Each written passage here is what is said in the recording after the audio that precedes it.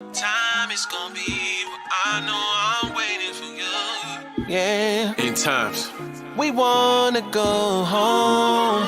Yeah. Woke up this morning with a song on my heart. You get all praises. Yeah. Please, Abba, come through, we need They you. like, Rock, what's the mission? What you do it for? What's the objective? Aki, what's the plan? There's one answer for the questions they ask. What's that? Fear the Most High and do His commands. We just wanna go home. Take us back, cause Abba, it ain't no love where we at. Not complaining, we did this to ourselves. But we'll never make it back without your help. We wanna go home. Jerusalem, I wanna see that holy city. Mount Moriah, when you return, hope you don't forget me. It's desolate, the wall is broken, the roads is empty. Foxes running up the hills, the temple used to be here. A tourist attraction in the land. The tour guide said these people made their father mad, so we scattered them and overthrew the kingdom they once had. They rejected his commands, now they down bad. Pronouns, bywords, outcasts, Sabbaths and Jubilees, we fell short of our task. Tears in my eyes, Abba, give us one more chance. Nevertheless, your will be done. I can't supersede your plan. Daniel 9:24, the prophets knew in advance. Recompense, he put it on the shoulders of one man. Nails in his hand, he gon' gather us again. What day and what hour, I don't know. They like, Rock, what's the mission? What you do it for? What's the objective? Aki, what's the plan? There's one answer for the questions they ask. Fear the Most High and do His commands. We just wanna go home. Take us back, cause Abba, it ain't no love where we at. Not complaining, we did this to ourselves. But we'll never make it back without your help. We wanna go home. Just when they thought we was defeated, that's when He showed up. You should've seen it. And without you, I know that I wouldn't make it. You get all praise, you deserve it all. He said, let there be light, and He lit up the darkness. Yes, he did. Hey, our Father in heaven, creator of all things, the author and perfecter of our faith. We wanna go home. 400 years later, fringes on our border, the Torah on the table. Judah still mourneth, the gates still languish. We finding ourselves, relearning our language, and it ain't no stopping it. Dry bones rise again, do the commands. If they say opposite, that ain't who the Father sent. Hearing well done is an accomplishment. Take this crown, welcome home. I was with you all along. That's the mission, that's the objective, that's the plan. Just a lost sheep trying to get back to my lane. Green pastures, that's what I'm after. I wanna go home.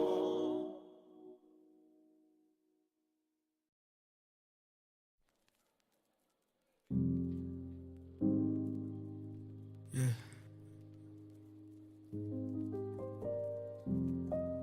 I want to thank the Most High for taking the things of the world off of my shoulders. Let me put some hot sauce on that thing real quick. Yeah. Thank you, Father. Lord, you made my desires pure. Yeah. You made my desires pure. Yeah. You made my desires pure. Yeah. You made my desires pure.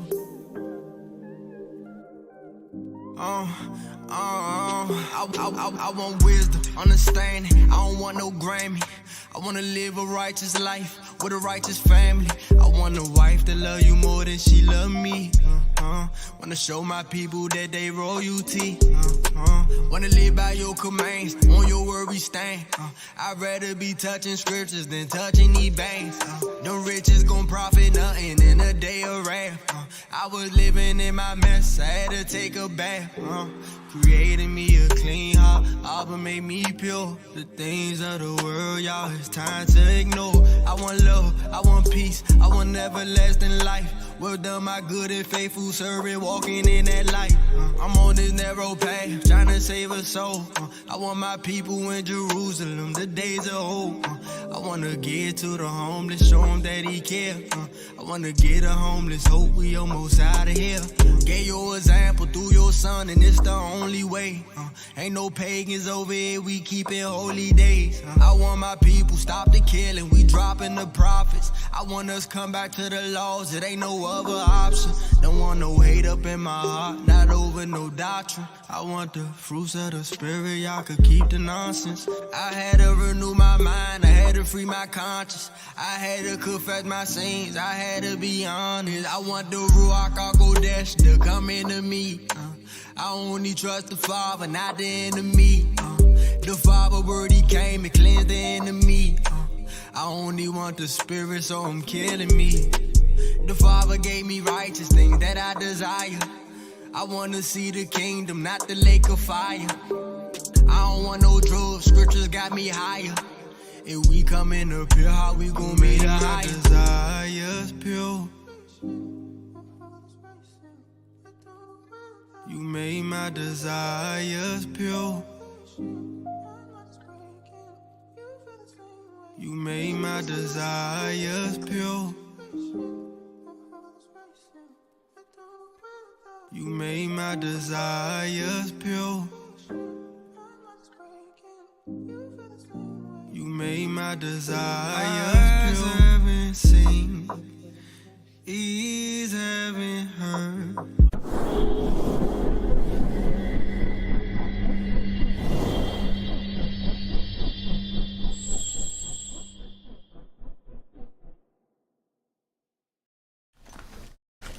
All right, Shabbat Shalom, Shalom. Shabbat Call Shalom. Banyamyan. Shabbat and peace and blessings to all Israel on this nice and lovely Shabbat day. We give all praise and thanks and glory to the Most High. And today's topic is going to be the roles and function of the angels. The purpose of the angels, what are they created for, and what is their duties in the earth and in the heavens. But before I start my class, as usual, I will start off my class with a Psalms 57. And I want to touch on our current events too, because we see what's taking place over in Ukraine, that the United States is sending Abrams tanks to Ukraine, and Germany is giving their Leopard tanks.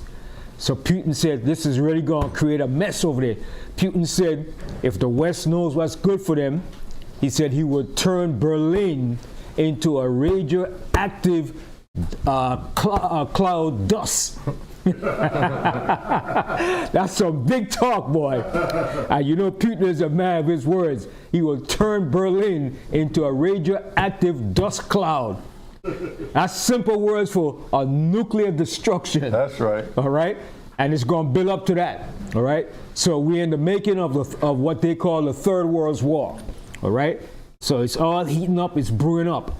All right, so let's read Psalms 57 and start from the first verse. Psalms 57 and 1. Read out of Psalms chapter 57, verse 1. Be merciful unto me, O power, be merciful unto me, for my soul trusted in thee. Yea, in the shadow of thy wings will I make my refuge. All right, and that's where we're going to make our refuge, in the shadow, all right,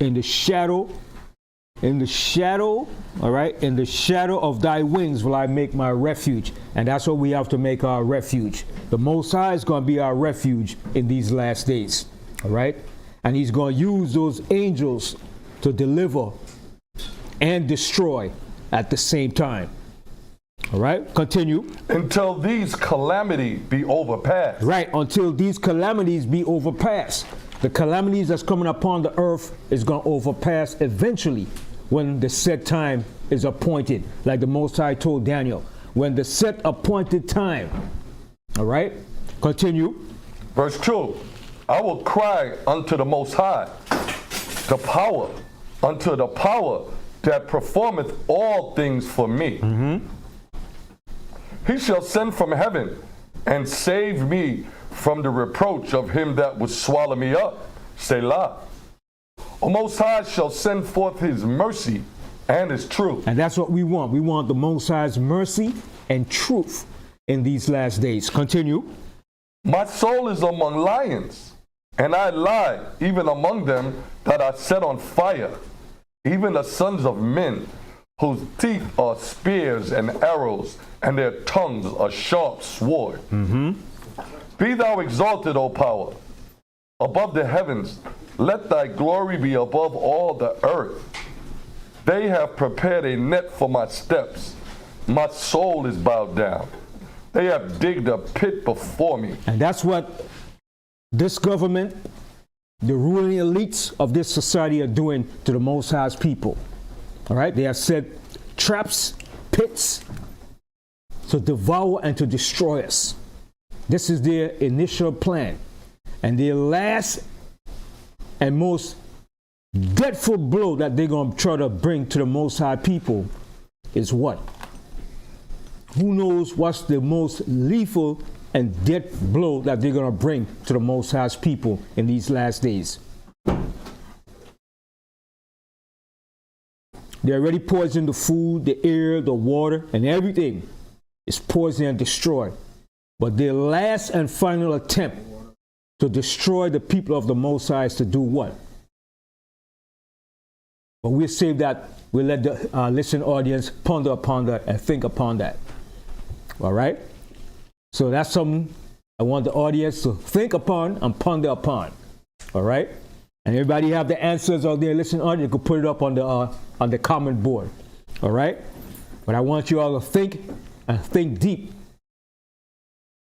and to show you the times that we're living in and what the enemy has in store for us. All right? Because the ruling elites that runs this earth has an initial and final plan to attack the people of the Most High.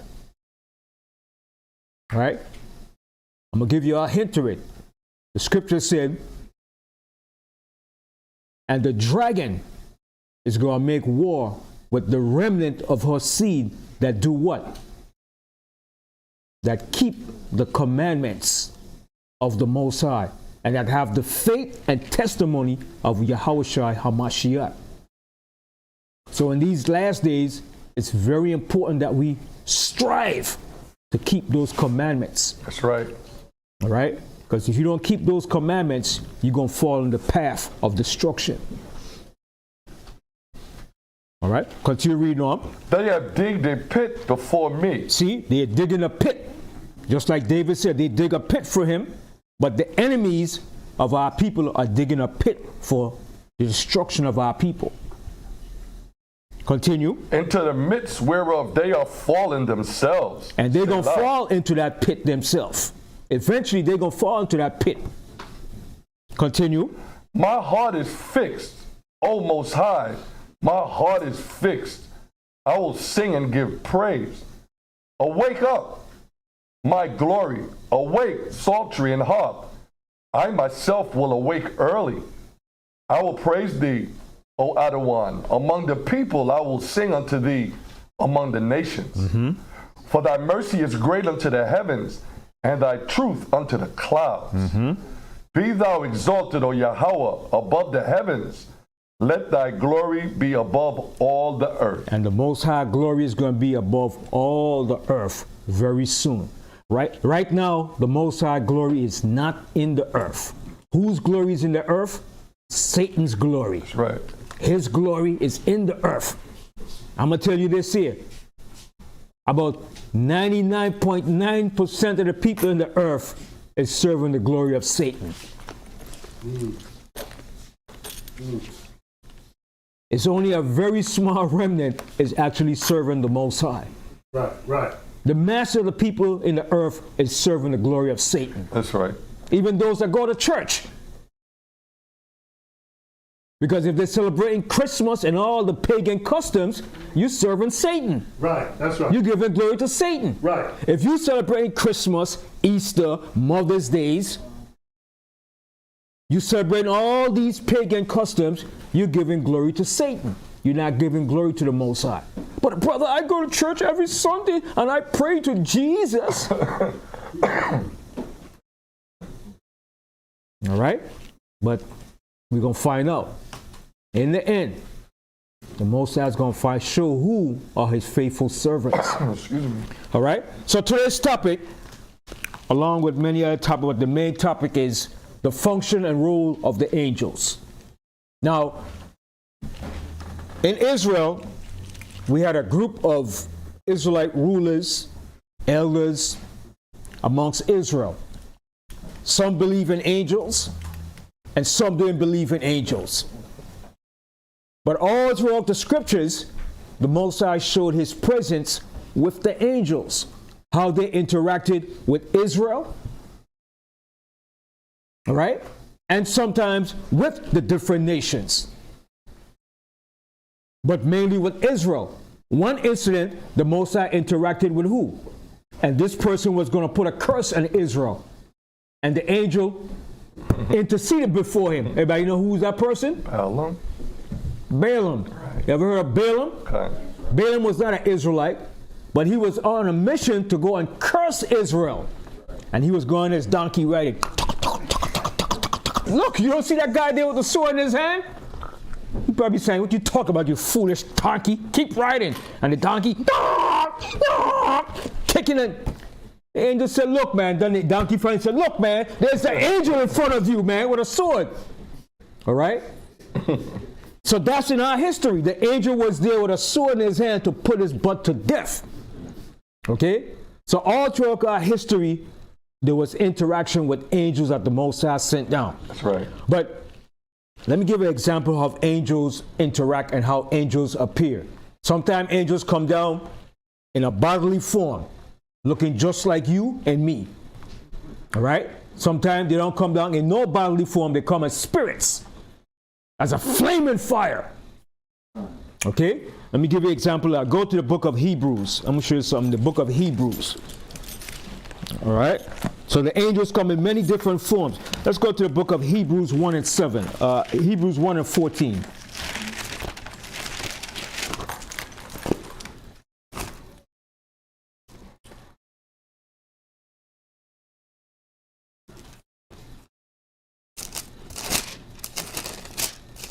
All right, Hebrews 1 and 14. What, 14? 13. Actually, I'm sorry. Read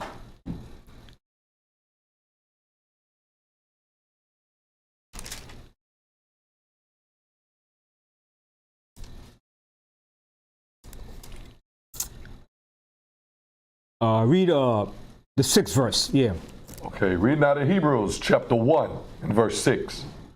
And again, when he bringeth in the first begotten into the world, he saith, and let all the angels of the power worship him. Right, and let all the angels of the Most High worship him. Go ahead. And the angels, he said, who maketh his angels spirits. Who maketh his angels spirits. Go ahead. And his ministers a flame of fire. And his ministers are a flame of fire. So that's one form that the angels could take on. All right? Now, from there, go from there to Hebrews. Okay, we did Hebrews 1. Okay, from there, go to Psalms 104 and 4.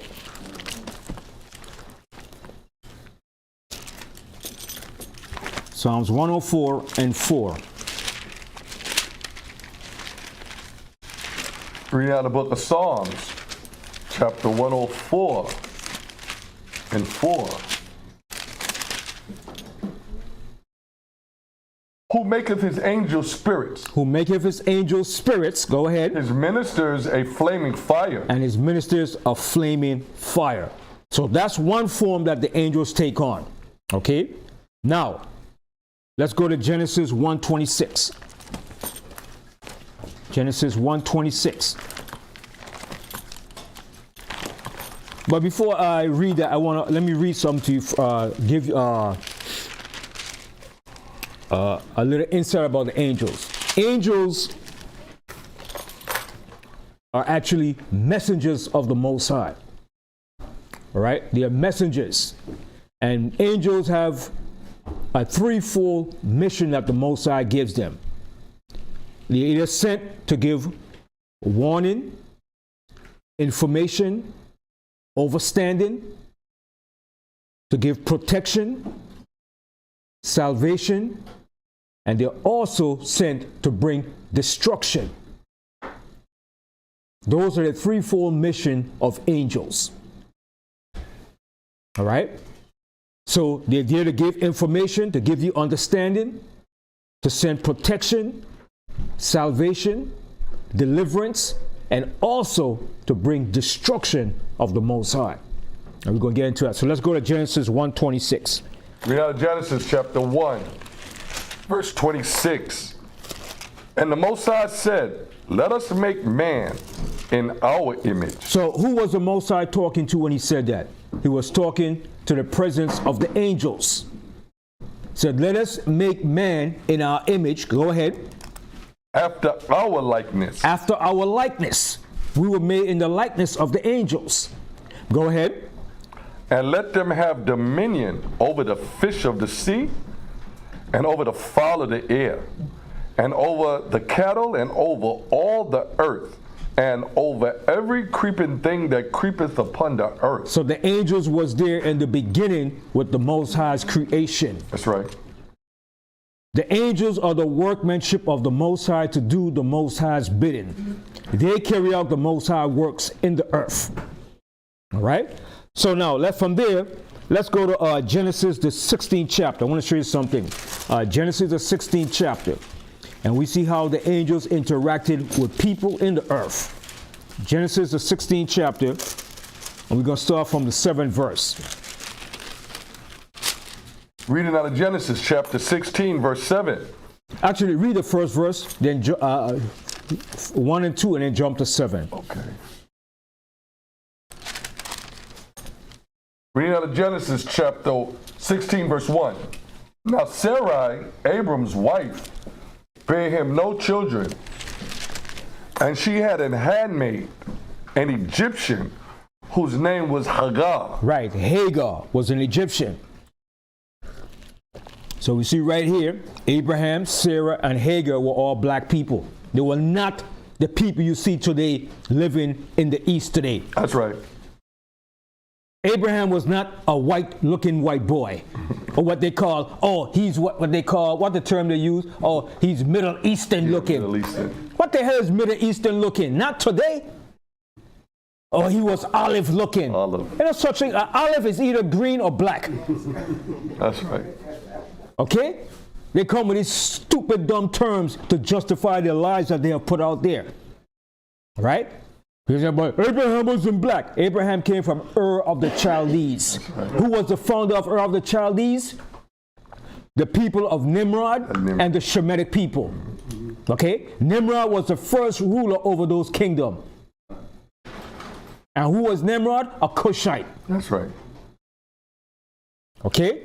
So let's get that fact and not nonsense they're telling you, the people in the Middle East are the people of today. No, they are not. The people that's in the Middle East today are not the people that was there in the ancient world. Continue. Verse 2. And Sarai said unto Abram, behold now, the Adawan has restrained me from bearing. I pray thee, go in unto my maid. It may be that I may obtain children by her. And Abram hearkened to the voice of Sarai. All right. So Sarah couldn't get no children, but she had a handmaid. So Sarah said, well, hey, take the handmaid, get children for her, to bear children for me. But eventually the Most High was going to open her womb to have children. Okay? But what the Most High was doing here, the Most High was going to give Abraham a son. And this son was going to be Ishmael. And in Hebrew, his name is Yashamai Allah, which means he is heard of the power. All right? And the Most High said, Ishmael, hello, Akbar, was going to be a wild man. That's his nature. He's a wild man out there. Okay? So now jump down to the 7th verse. Verse 7. And the angel of the Adawan found her by a fountain of water. Who found her? The angel. The angel found Hagar. She was running from Sarai. because Sarah spoke harsh to her. And she's like, I can't deal with this, I'm leaving. So she tried to run away. And the angel stopped her and told her something. The angel gave her information. Read that verse again. And the angel of the Adawan found her by a fountain of water in the wilderness, by the fountain in the way to Shur. And he said, Hagar, Sarai's maid, whence comest thou? And whither wilt thou go? And she said, I flee from the face of my mistress Sarai. So the angel knew, but he was just questioning her to keep a conversation with her. The angel knew why she ran and where she was going. So the angel wanted to question her and talk to her. All right, go ahead. Verse 9. And the angel of the Adawan said unto her, Return to thy mistress, and submit thyself under her hands. And the angel of the Adawan said unto her, I will multiply thy seed exceedingly, that it shall not be numbered for multitude. So this is the information that the angel brought to her. So remember I said earlier, the angel have a threefold mission: to bring information, understanding, overstanding, to bring deliverance, salvation, and also to bring destruction. So this angel was bringing information and understanding to her. Continue. Verse 11. And the angel of the Adawan said unto her, Behold, thou art with child, and shalt bear a son, and shalt call his name Ishmael. You shall call his name Ishmael, Yashemai I Allah. He is heard of the power. That's why they like to cry out so much. Allahu Akbar. They're crying out to the Most High, so the Most High could hear them. All right? Continue. Because the Most High has heard thy affliction. See, the Most High heard her affliction. Okay, continue. Verse 12. And he will be a wild man. He's going to be a wild man, a crazy dude. That's their attribute. Okay, they love that sword. Okay, go ahead. His hand will be against every man. And his hands against everybody, anybody. All right, go ahead. And every man's hand against him. And everybody going to be against him, them damn Arabs. Here the white man said, here one politician said one day, he said, all terrorists are Arabs and all terrorists are Arabs. So he's saying no matter what, they're still terrorists. Whether they're Arabs, whether they're not, they're still terrorists. Because he said the fact is all terrorists start from Arabs. So he's pointing the finger at them. All right? Everybody points the finger at the children of the Arabs for being terrorists. But who's the biggest terrorist in the earth? Esau. This devil, the white man. He's the biggest terrorist. And what is the reason why the Arabs are terrorists against the Western world? What is the reason why? Anybody knows why? Why did the so-called Arabs become terrorists against the Western world? They didn't just become terrorists just for the fun of it. It was a reason behind why they became terrorists to the Western world. Anybody know? Take a shot. Why? The ways of the Western world is against the Most High. Say it again. The ways of the Western world is against the Most High. That's true. That's true. But it's something else why the Arabs are against the Western world and raising up as terrorists.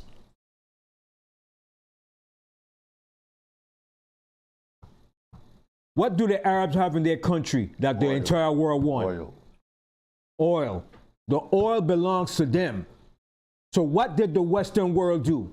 The Western world and powers went into the Arab countries and took over and seized all their oil profits that belongs to them. The Rockefellers, the DuPonts, the Gettys, the British. BP, you ever heard BP? BP represents British Petroleum, but they changed the name to what? Beyond Petroleum. It was the British and the Americans, beginning with the Rockefellers, that went into the Arab world and took control of their oil resources and control it. The Arabs might be there in the land saying they're controlling it, but when it comes down to it, the regulation and the control of it is done by the Western powers. And the Arabs know this. Okay? Prior to that, Iran The British was controlling their oil. Then the Iranians said, get the hell out of our country. They kicked them out. Kuwait was a territory set up by the British. Okay, remember Saddam Hussein? All of them was under the British influence controlling their oil. So the Arabs said, you know what? You only here to take over and control our resources and to oppress us. And America and Israel was using their forces and their influence to destroy the Arab presence in the Middle East. So the Arab nation said, to hell with that. We're not going to allow that. Then you had bin Laden that rose up too. Okay? So the Arab nation became what you call so-called terrorists against the Western world for their oppression and evil against their way of life. But they won't tell the American public what they've been doing to the Arab countries and nations. Okay? It goes way back in the early 1900s when the British set up the two Arab families and used them under the Lawrence of Arabia. It's a deep history when you check out that history. Lawrence Arabia was an MI6 agent used by the British to go in and infiltrate the Arab countries and set up different factions and use them to pave the way for the so-called Jews to come into the land. All right? It's a deep history behind of that. But that's another lesson. But we're going to stick with this here. All right? It's a real deep history of why the Arab nations are against the Western world. Okay? So finish reading that again. We say Ishmael, he shall be a wild man. Labram. And he shall be a wild man, and his hands will be against every man, and every man's hand against him. And he shall dwell in the presence of all his brethren. And he dwells in the presence of all his brethren that's in that area of Arabia. Okay? Arabia is not, Saudi Arabia is not only consists of Saudi Arabia, it consists of Bahrain, Oman, Kuwait, Qatar, Yemen, all those countries, the United Arab Emirates, all of that is considered Arabia. Dubai, okay? But it was cut up. But that whole region is known as Arabia, what you call Saudi Arabia, by the different Arab families. Okay? And some of the Arabs live in Iraq, some live in Jordan, all right? Some of them live also up in Syria, all right? So they spread all throughout the Middle East, but the main land that was given to them was the land of Arabia. That's the land that was given to them. Okay? So we see how the angels interacted with Hagar. All right? So from there, let's go to Genesis, the 19th chapter. All right? And we see how the angels now is going to interact with Lot when they went down into Sodom and Gomorrah. So the angels were always there to show their presence and to give warning or information before a sudden destruction. All right? So let's go to Genesis, the 19th chapter, and let's start from the first verse. Read out of Genesis chapter 19, verse 1. And there came two angels to Sodom at even. See? And there came two angels to Sodom. Two angels came down to Sodom. Go ahead. And Lot sat in the gate of Sodom, and Lot, seeing them, rose up to meet them. And he bowed himself with his face towards the ground. And he said, Behold, now, my other ones, turn in, I pray you, into your servant's house, and tarry all night, and wash your feet, and ye shall rise up early and go on your ways. Now jump down to the 13th verse. Verse 13. For we will destroy this place. So the angel came to bring information to Lot. All right? Read that verse again. For we will destroy this place, because the cry of them is waxing great before the face of the other one, and the other one has sent us to destroy it. All right. See what the angel came? The angel came to bring information to Lot and to warn them about what they was going to do to this place. All right? Now jump down here to the 17th verse. Reading out of Genesis chapter 19, verse 17. And it came to pass, when they had brought them forth abroad, that he said, Escape for thy life. Look not behind thee, neither stay thou in all the plain. Escape to the mountains, lest thou be consumed. So what the angel told Lot? That's the instructions the angel gave to Lot. Continue. Verse 18. And Lot said unto them, Oh, not so, my Adawan. Behold, now thy servant hath found grace in thy sight, and thou hast magnified thy mercy, which thou hast showed unto me in saving my life. And I cannot escape to the mountain, lest some evil take me and I die. Go ahead. Behold, now this city is near to flee unto, and it is a little one. Oh, let me escape thither. Is it not a little one? And my soul shall live. And he said unto him, See, I have accepted thee concerning this thing also, that I will not overthrow this city for the which thou hast spoken. Haste thee, escape thither, for I cannot do anything till you be come thither. So the angel said, we can't destroy this place until you're out of this area. Continue. Therefore, the name of the city was called Zoar. The sun was risen upon the earth when Lot entered into Zoar. Then the Adawan rained upon Sodom and upon Gomorrah, brimstone and fire from the Adawan out of heaven. And he overthrew those cities and all the plain and all the inhabitants of the cities and that which grew upon the ground. But his wife looked back from behind him, and she became a pillar of salt. And that pillar of salt is still there today in the land of Jordan. It's still there. Now, why did she look back? Why did Lot's wife look back? Straight to the point. Give me an answer. I think that she was thinking about our loved ones, this, that, and third. All other kinds of stuff I want to say, but I can't. That's what I go to somebody else. Nah, she wasn't thinking so much of her loved ones. Okay, well, okay. It's something else she was thinking about.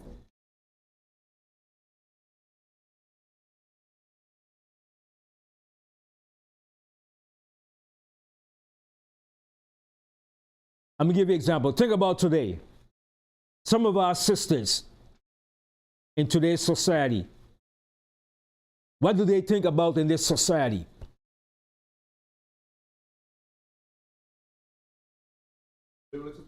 Right. Oh, the wealth, the power, the materialistic things they have, how good they're doing. So, do they want to lose that? Oh. So Lot White was the same way. Oh man, look. This gonna be destroyed, all this good stuff I had over here. She was thinking like that. So she looked back to the cares of that world. All right? And when she looked back, she got destroyed. She was turned to a rock of salt. Okay? Because her mind and her mindset was of that world. Okay? Now you could see why the two daughters didn't have much of a grounded foundation. Because the mother was of the world. She was worldly. All right? So she turned back and she got toasted. She got roasted. Can I read something? Yes. Okay, to keep up with that and to bring it up to date, that was over like 3,000 years ago. More than that. So I'm just giving an example in our lifetime. So to bring it up to date for what's getting ready to happen, Luke 17:32. Got it? Remember Lot's wife. Right. You said, remember Lot's wife. Don't be like Lot's wife. She had the cares of this world. Oh, I love this. And a lot of people, oh, America, oh, American dream, I love this. They don't want to see this place destroyed, but this baby is going to burn, baby, burn. Okay? It's going to burn for all the dirt they did to us, man. That's right. There's more to it? No, that's it. Okay, and that's a verse. That's it. Straight and direct to the point. Remember Lot's wife. Don't be like her. Okay? Now that goes for men too. That goes for men too. For the men too. Don't think about just the ladies. It goes for men too. That's right. Because some men love this word too. I could make money, man. I could be a big shot. I could be the man in this wicked world. All right? Finish, go back to Genesis. I'm still there. All right, go ahead. Where am I? 19, I'm on 18 now? 26. Oh, I'm sorry. Read 26 again. Oh, sorry. Read out of Genesis chapter 19, verse 26. But his wife looked back from behind him, and she became a pillar of salt. And Abraham got up early in the morning to the place where he stood before the Adawan. And he looked towards Sodom and Gomorrah, and towards all the land of the plain, and beheld, and lo, the smoke of the country went up as the smoke of a furnace. It was smoking, just like the people's going to see America. When they see the smoke of her burning, they're going to see America on fire, burning, man. You understand? And they're going to be weeping and crying for the destruction of America. That's the same way that Sodom and Gomorrah went up in smoke. Abraham saw the smoke of her burning, and the Most High said he rained fire from heaven on Sodom and Gomorrah.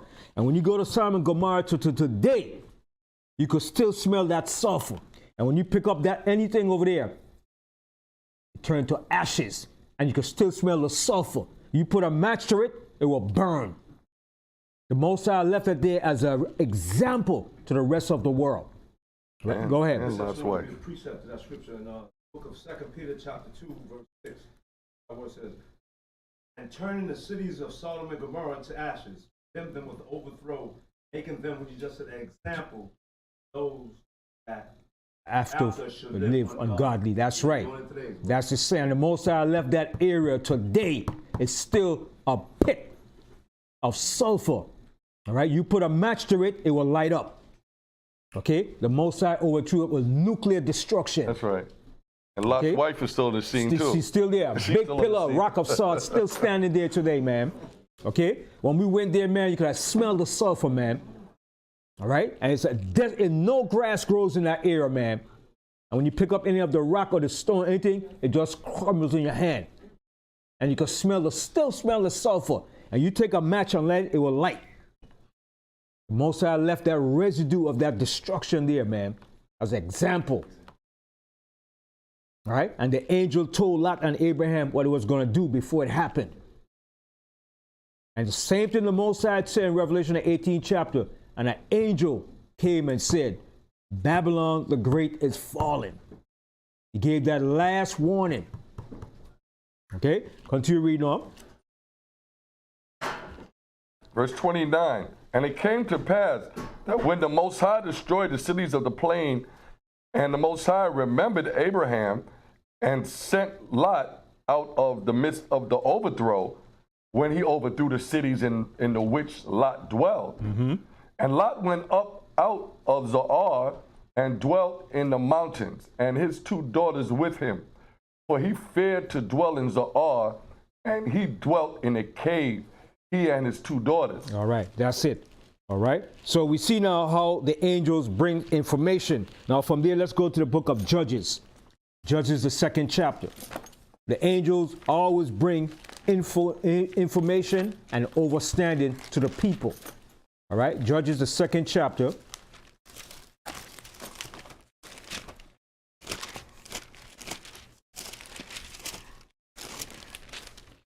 Judges 2, and start from the 1st verse.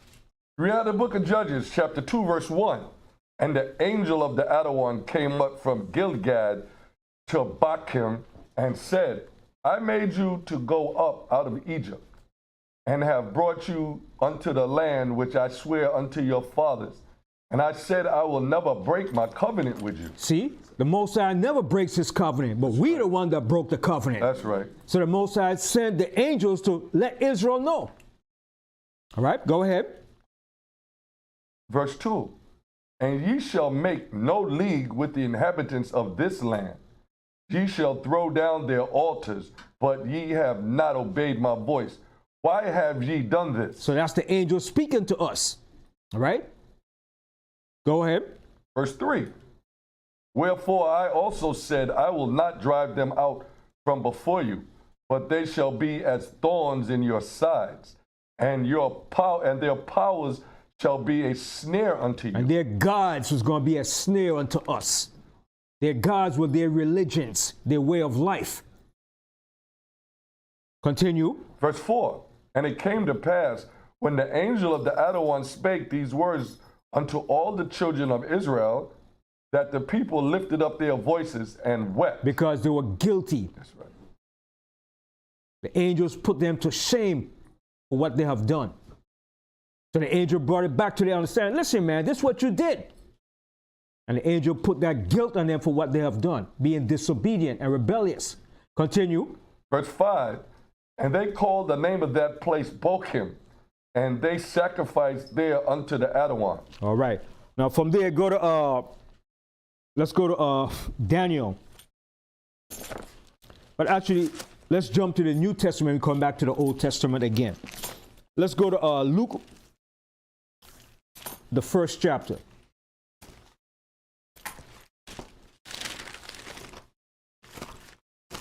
Luke, the 1st chapter, and start from the 19th verse. Luke chapter 1, verse 19. We are the book of Luke, chapter 1, and verse 19. And the angel answering said unto him, I am Gabriel. See? Now, even in the time of the New Testament, when Yahushua was around the time of the Romans, the angel was still appearing to Israel. Okay? The angel Gabriel came down and spoke to them. Right. Read that verse again. Read out the book of Luke, chapter 1, verse 19. And the angel answering said unto him, I am Gabriel, that stand in the presence of the Most High. So he said, I'm a Gabriel that stand in the presence of the Most High.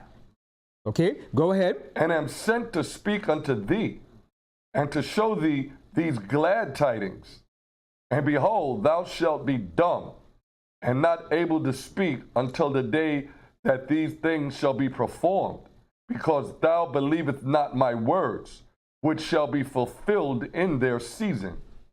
And the people waited for Zacharias and marveled that he tarried so long in the temple. Right, because he was talking to the angel. The people were like, what are you doing there so long? You ain't supposed to be in there so long. Come out to meet the people and talk to the people.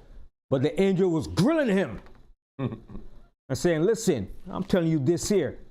All right, go ahead. And the people waited for Zacharias and marveled that he tarried so long in the temple. What is he doing there so long? Go ahead. And when he came out, he could not speak unto them. He was dumb. Couldn't speak. The angel shut his mouth up. Go ahead. And they perceived that he had seen a vision in the temple, for he beckoned unto them and remained speechless. So he was doing sign language. Like, what? We can't speak? All right, go ahead. Verse 23, and it came to pass that as soon as the days of his administration were accomplished, he departed to his own house. And after those days, his wife Elizabeth conceived and hid herself 5 months, saying, Thus said the Adawan, dealt with me in the days wherein he looked on me, to take away my reproach among men. Mm-hmm. And in the 6th month, the angel Gabriel was sent from the Most High unto a city of Galilee named Nazareth. All right, so the angel Gabriel came down now again. All right, he was sent to the city of Nazareth in Galilee. Go ahead. To a virgin espoused to a man whose name was Joseph. So the angel came to Mary. All right, go ahead. Of the house of David, and the virgin's name was Mary. And the angel came in unto her and said, Hail, thou that art highly favored. So he saluted her. Came in and saluted her. All right? That's a glorious thing when a woman in the presence of an angel met her and saluted her. That's glory, man. That's right. Okay? Go ahead. And the angel come in unto her and said, Hail, thou that art highly favored, the Adawan is with thee. Blessed art thou among women. So he says, thou art highly favored. All right? That's a big recognition right there. Okay? And that's what all sisters should strive for, man, to be recognized like that, man. He said, thou art highly favored. the Most High is with thee. Blessed art thou among women. All right, go ahead. Verse 29. And when she saw him, she was troubled at his saying. She was troubled, like, because everybody know when an angel appear on the scene, is either good news, bad news, okay? Is he one of the two? Yeah. Okay, go ahead. And cast in her mind what manner of salutation this should be. And the angel said unto her, Fear not, Mary, for thou hast found favor with the Most High. He said, calm her down, like, don't worry, everything's cool. You ain't gotta worry, everything's cool. All right, go ahead. And behold, thou shalt conceive in thy womb, and bring forth a son, and shall call his name Yahweh. And that angel said, this is the name you're gonna call him. The angel gave her that name to call her son. Okay, just like the angel gave Hagar the name for Ishmael. That name came from the angels. All right, go ahead. Verse 32, he shall be great, and shall be called the Son of the Highest. And the other one power shall give unto him the throne of his father David. And he shall reign over the house of Jacob forever, and of his kingdom there shall be no end. That's right. David's kingdom had an end, Solomon's kingdom had an end, Saul's kingdom had an end. But Yahweh's kingdom is not going to have no end. It's going to rule forever and ever. And nobody's going to take it down. That's right. All right, continue. Verse 34, then said Mary unto the angel, How shall this be, seeing I know not a man? And the angel answered and said unto her, The Holy Spirit shall come upon thee, and the power of the highest shall overshadow thee. Therefore, also that holy thing which shall be born of thee shall be called the Son of the Most High. All right, that's it. So from there now, let's go to Matthew's, the 2nd chapter. Matthew's, the 2nd chapter.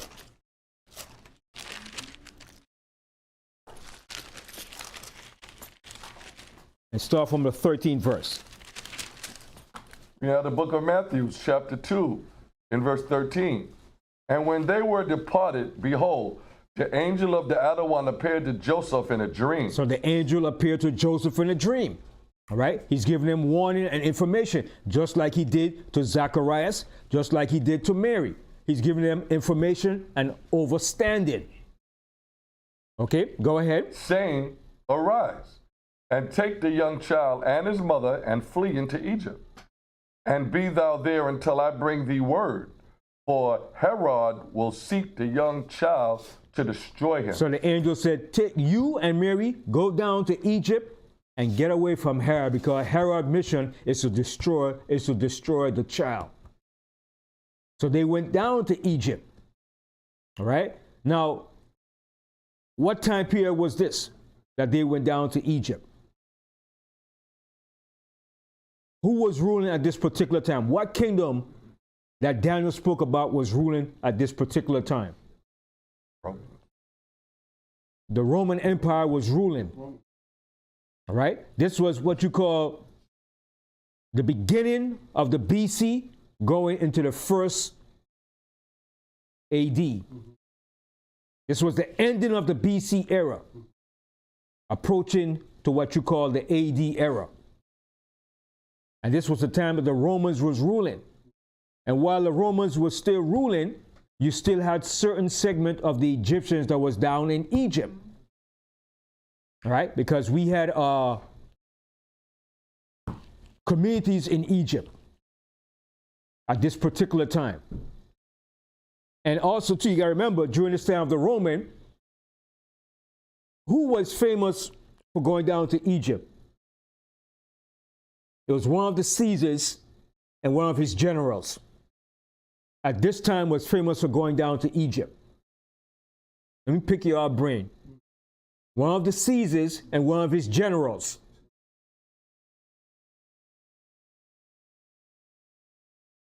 I know you all heard of,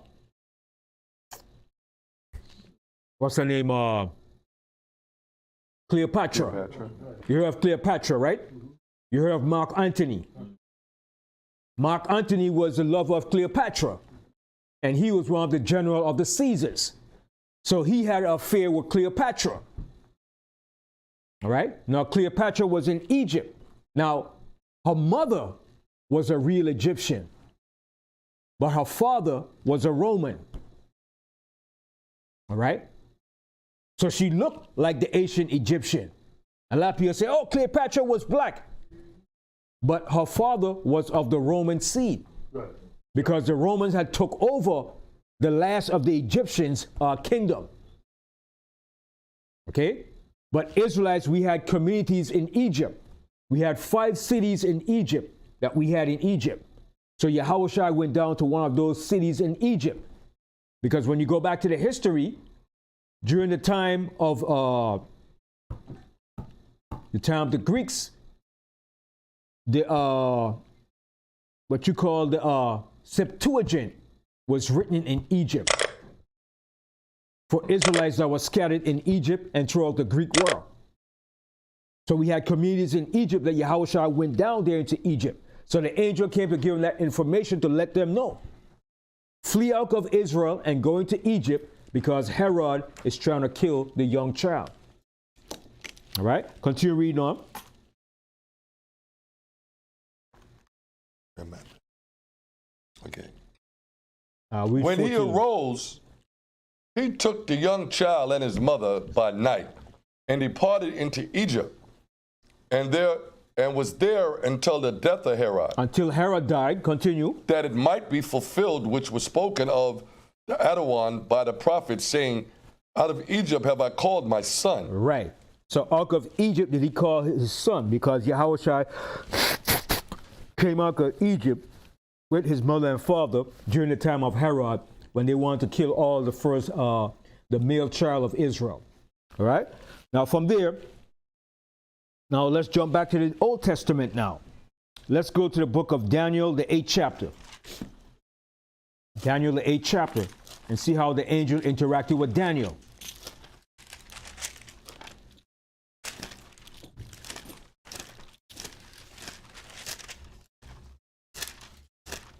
Daniel 8, and start from the 15th verse. We have the book of Daniel, chapter 8, verse 15. And it came to pass when I, even I, Daniel, had seen the vision and sought for the meaning, then, behold, there stood before me as the appearance of a man. So, excuse me, Daniel wanted the meaning and the understanding of the vision that he saw, because it troubled him. He couldn't figure out the meaning and the interpretation of the dream and what it meant. So the angel came to give him the understanding to what the dream represented. Continue. Verse 16, and I heard a man's voice between the banks of Ulai, which called and said, Gabriel, make this man to understand the vision. So Gabriel came to make him understand the vision. So we see, what is Gabriel's job?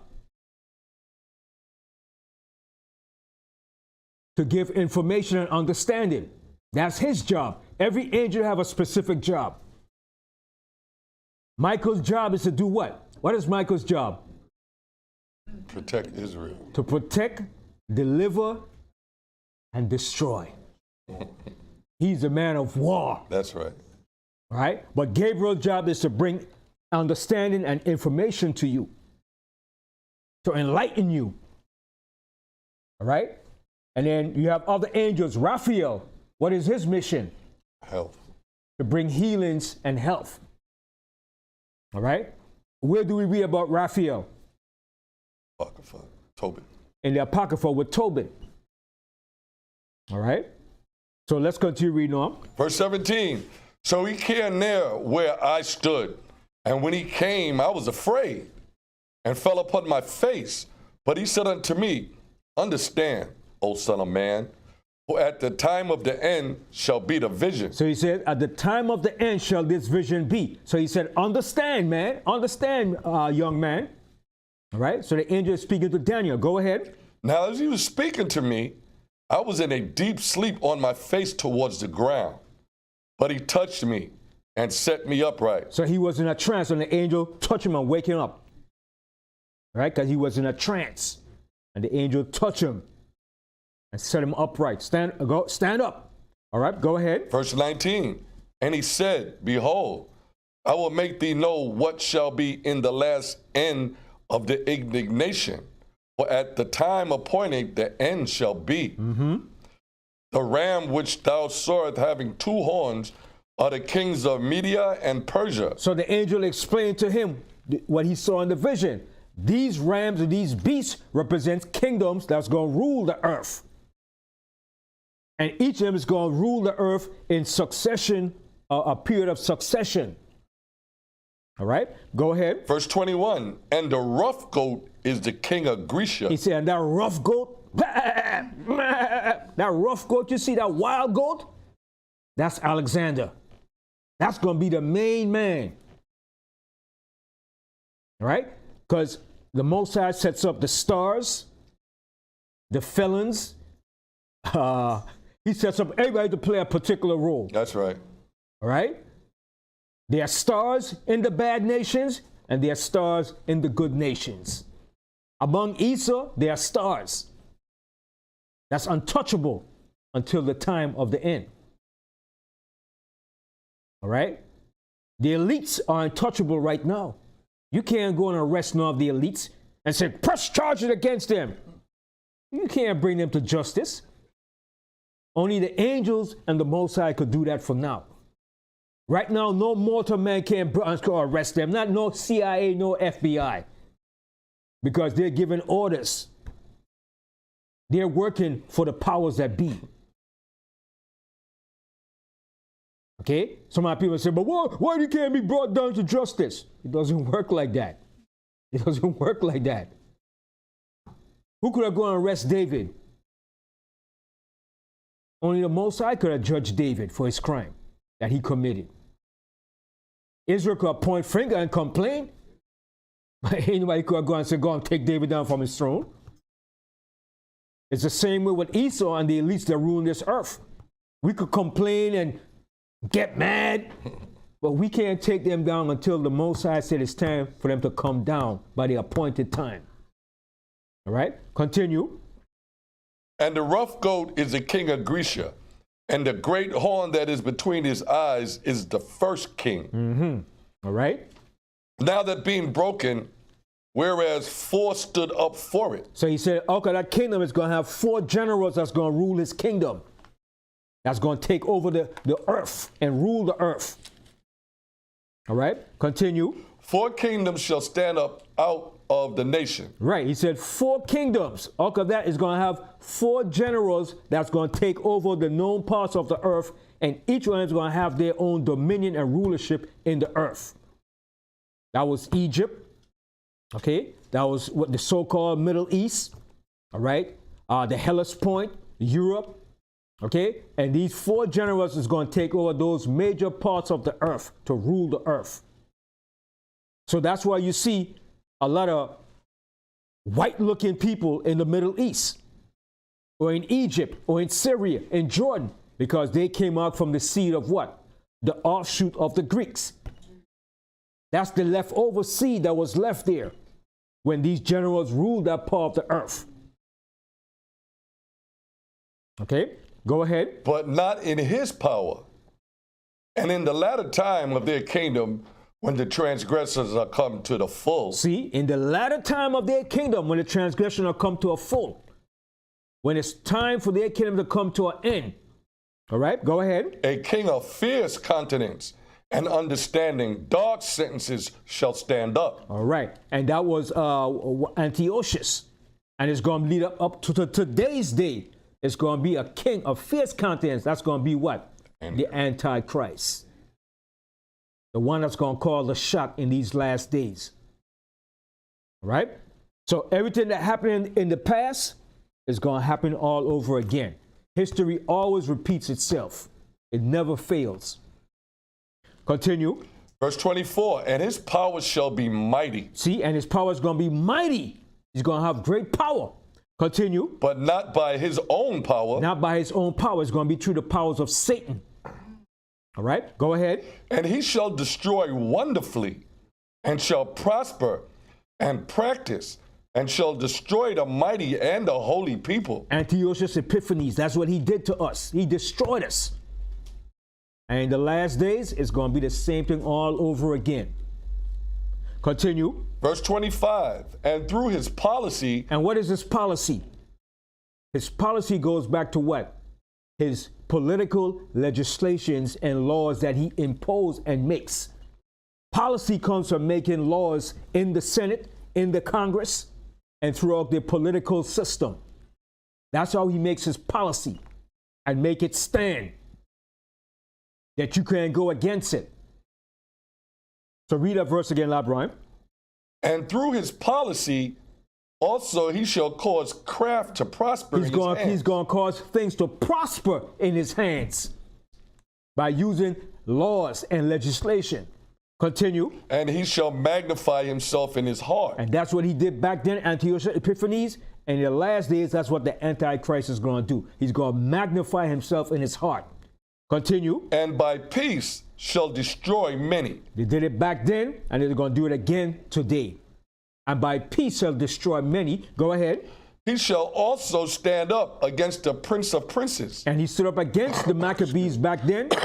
And in these last days, he's going to stand against us and against Yahushua. Continue. But he shall be broken without hand. But he's going to be busted down. Okay? Continue. And the vision of the evening and the morning which was told is true. Wherefore shut thou up the vision, for it shall be for many days. All right? So the angel says it's going to be for many days.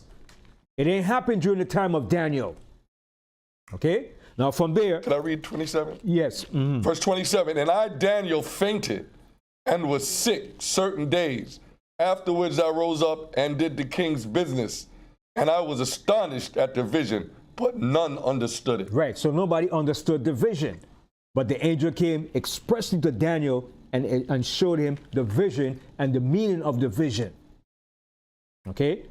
Now, sometimes that could happen. If you don't understand something, the Most High will send you an angel, or he'll put the thought in your mind. He'll give you the understanding. That's why the Most High said there's a spirit within man that gives you the inspiration of the Most High. Right? That spirit within you is what gives you the inspiration of the Most High. Okay? Now from there, go to Daniel again, the 9th chapter, Daniel 9 and 22.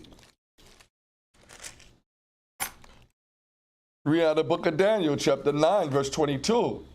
And he informed me and talked with me and said, O Daniel, I am now come forth to give thee skill and understanding. So he said, now Daniel, I'm come to thee now to give you skill and understanding and understanding of everything that you saw in the vision that you wanted to know. I'm here to explain to you now, Daniel. Just take a back seat and take notes.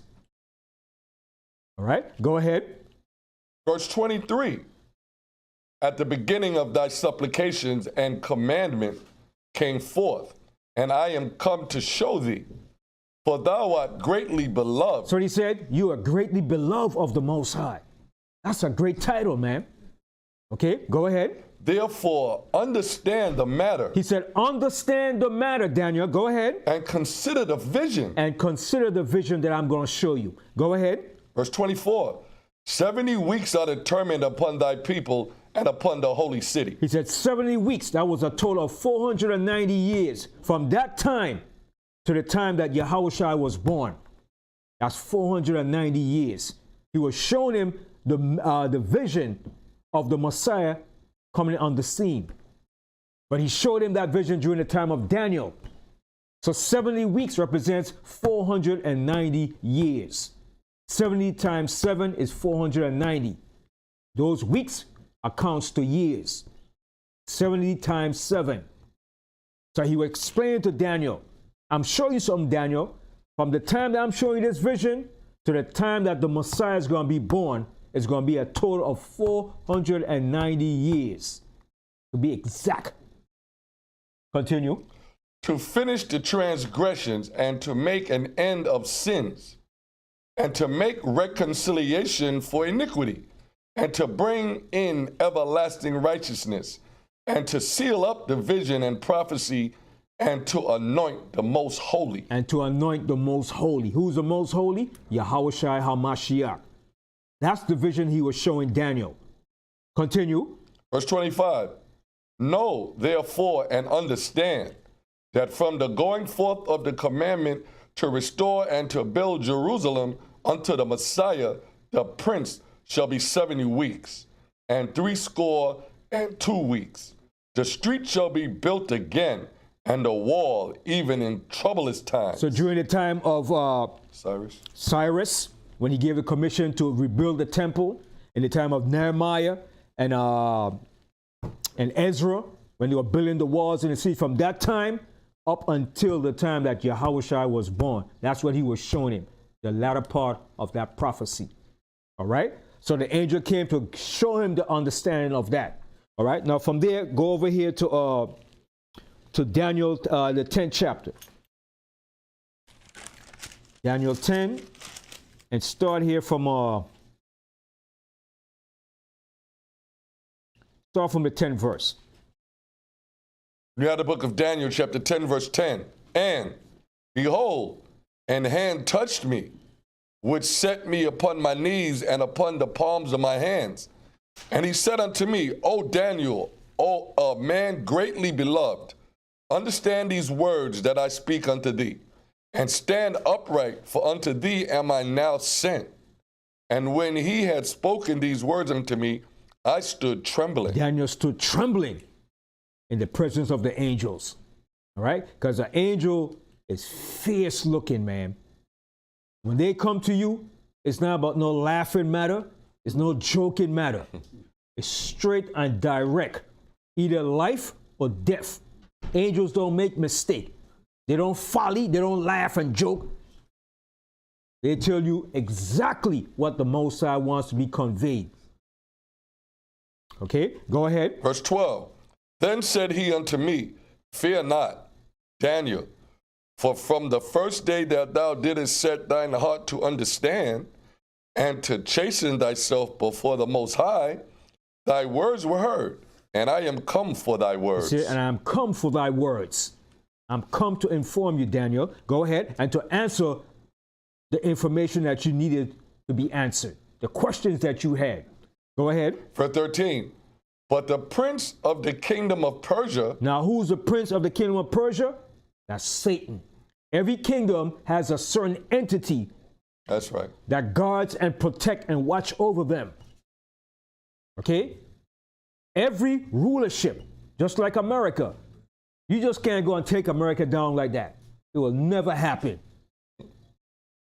Okay? They have a certain entity and power that's guarding and watching over America until that set time for this country to fall and to be destroyed. Okay? So you could raise the greatest militia you want. We're going to take this devil down. I salute you. Go ahead. But you're not going to win. Okay? And if you got that thought and idea, you on your own, brother. It's not about being a coward, but we understand what the Most High mission is. That's right. Okay? So anybody want to do it, that's on you.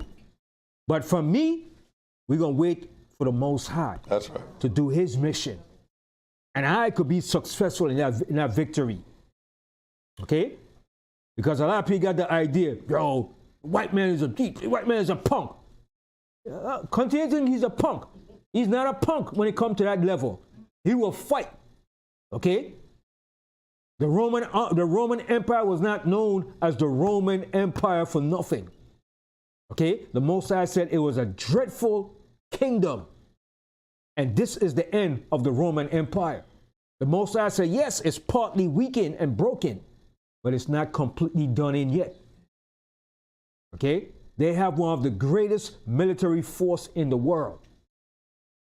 Okay? They don't have to send no troops against you. They could take you out. They could take you out just by using what? EMP, electromagnetic force. They could crash your plane just by using EMP. They could target you. Right. Okay? Specifically and directly towards you with any of their weapons that they choose. This devil is enough. We don't understand what we're up against, man. That's what the scripture said. Michael is going to have to stand up in that day. But we up against a hell of a bad dude, man. And he know he's going out, he's going to use all of his arsenals. That's why the Most High said he's going to open his armory up against this place. Hold that real quick, I'm going to show you something. The Most High is going to unleash his total arsenal of armory against this place. Because they're going to fight. Okay? Hold that and go to Jeremiah 50. Jeremiah, I'm going to show you something. Jeremiah, the 50th chapter.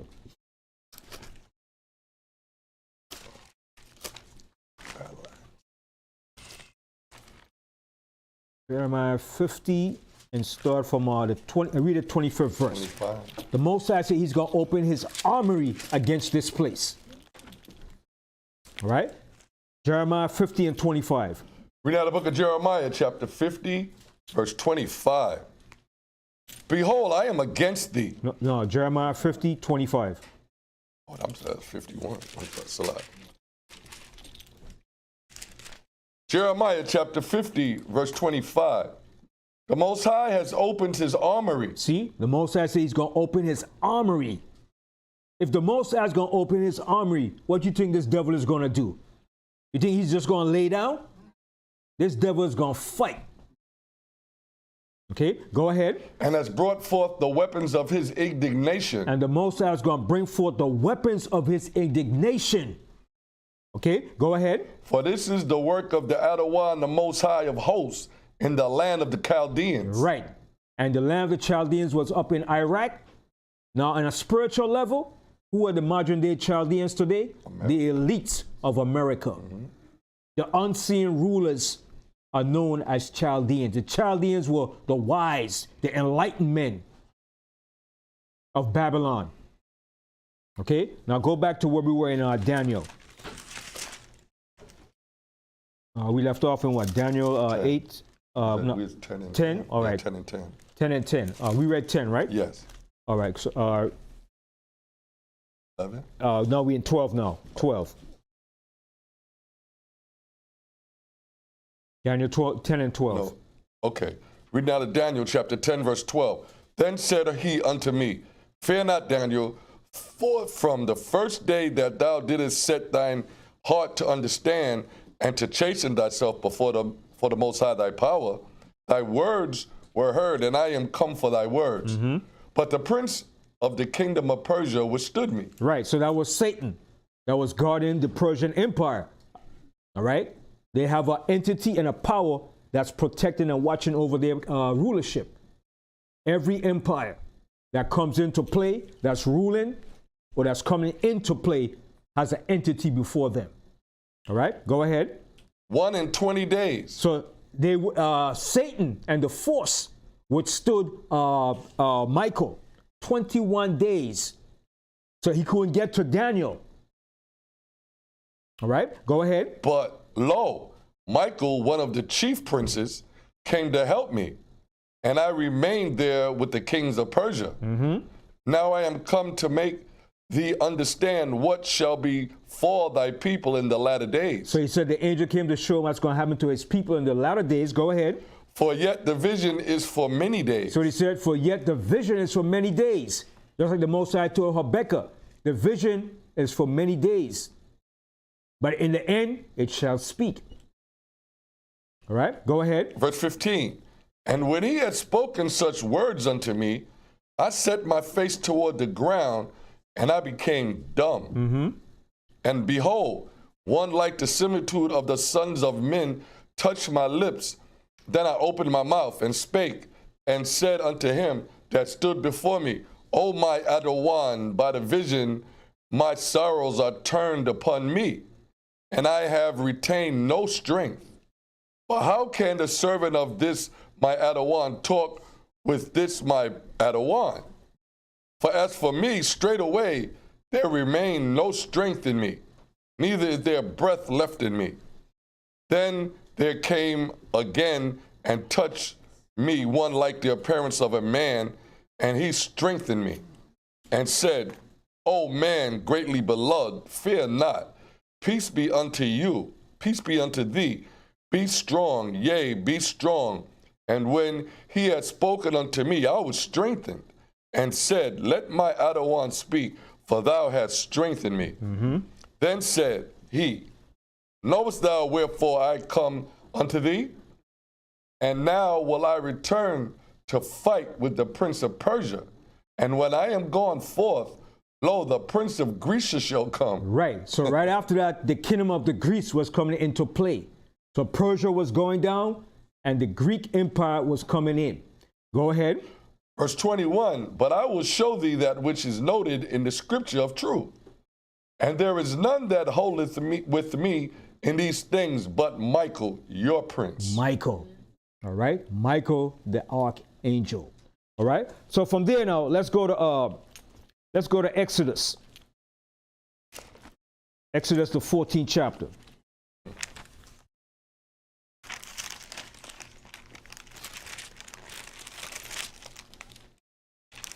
Exodus 14.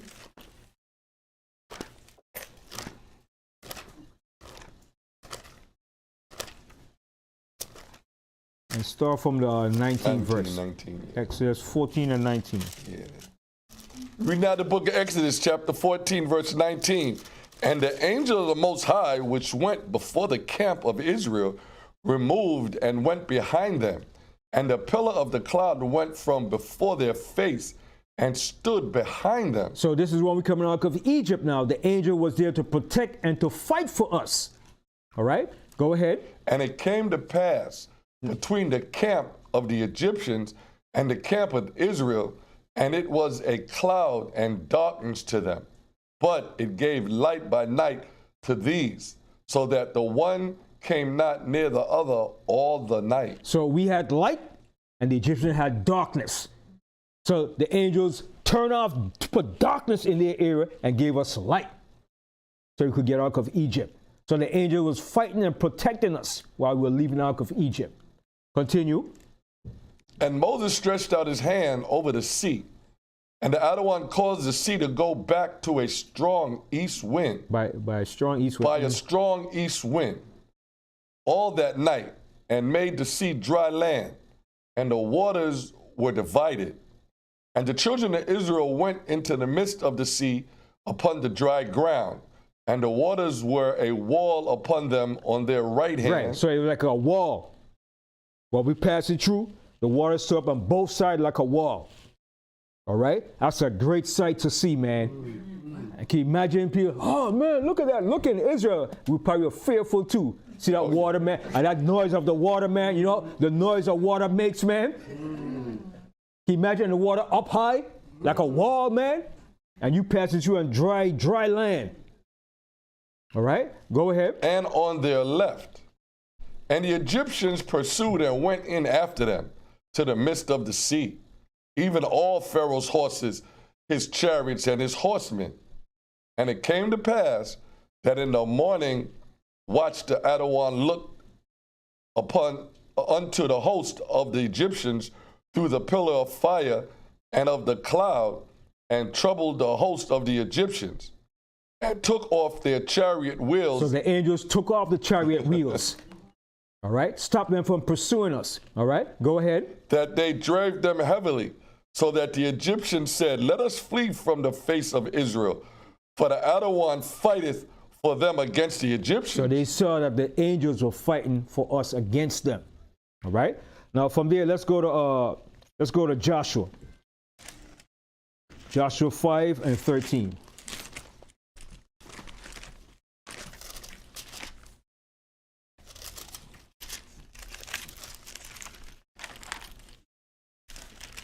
Read out the book of Joshua, chapter 5, verse 13. And it came to pass when Joshua was by Jericho, that he lifted up his eyes and looked, and behold, there stood a man over against him with his sword drawn in his hand. All right. So the angels here came in flesh. They came down in the physical. They took on a physical appearance. All right. And Joshua went unto him and said unto him, Art thou for us, or for our adversaries. See what Joshua asked the angel? He said, wait a minute. I see you with a sword in your hand. You for us or for the adversaries? All right, you had to be sure. Like, I don't know. What's your intent? I see you standing here with a sword in your hand. Okay. So the angel said, don't worry, I'm here for you to fight for you. All right? Go ahead. Verse 14, and he said, nay, but as captain of the host of the Adawan am I now come. And Joshua fell on his face to the earth and did worship. And he said unto him, what saith the Adawan unto his servant? And the captain of the Adawan's host said unto Joshua, loose thy shoe from off thy foot, for the place wherein thou standest is holy. And Joshua said, did so. And Joshua did so. So all throughout our history, there was interaction with the angels, whether it was in an invisible form or in the physical form. And most of the time, they came in a physical form. All right? And I'm going to hit you with something too. Each and every one of us have its own angel. Okay. All right? Go to Psalms 34 and 7. Yeah. Psalms 34 and 7. Excuse me. You have an angel that protects and watch over you. That's right. And one that reports back to the Most High. That's right. Excuse me. All right?